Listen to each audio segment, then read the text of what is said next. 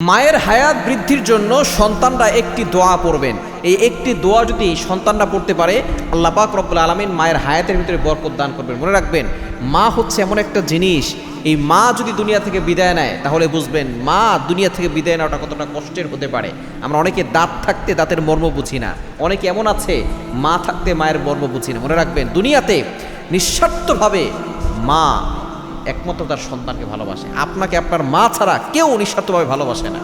আপনার সন্তান বাবা বাবা বলে ডাকে, তার ভিতরে স্বার্থ যদি আপনি খুঁজেন।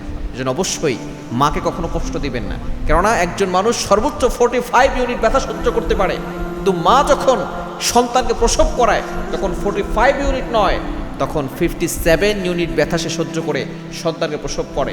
10 মাস 10 দিন এই পেটে ধারণ করে, এরপরে 2 বছর 2.5 বছর ধরে সে দুধ পান করায়। সে কতটা কষ্ট করে, আপনার পায়খানা পরিষ্কার করে, আপনার পেশাব পরিষ্কার করে। সেই মাকে অনেকে বোঝা মনে করে।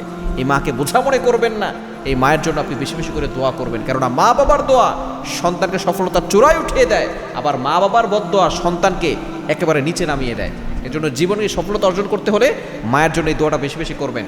দোয়াটি হচ্ছে আল্লাহুম্মা রযুক উম্মি বারাকাতান ফি উমরিহা, আল্লাহুম্মা রযুক উম্মি বারাকাতান ফি উমরিহা। আপনি আল্লাহর কাছে দোয়া করছেন, আল্লাহ আমার মায়ের হায়াতে রিজিকে আপনি বরকত দান করেন।